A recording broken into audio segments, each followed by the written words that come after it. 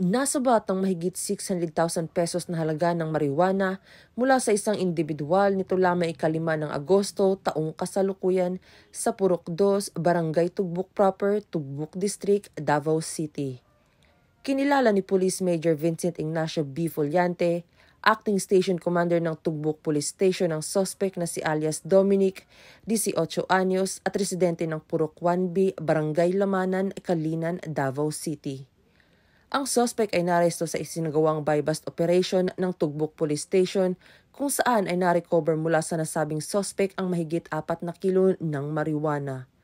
Kasalukuyan namang nakakulong ang suspect sa Tugbuk Police Station upang dumaan sa tamang disposisyon at maharap sa kasong paglabag sa RA 9165 o Comprehensive Dangerous Drugs Act of 2002.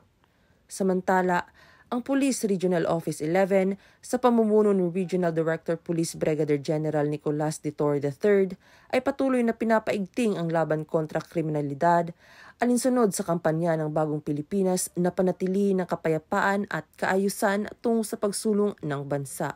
Mula rito sa Police Regional Office 11, ako ang inyong PNN Correspondent, Patrol Woman Shaira Rose Aquino.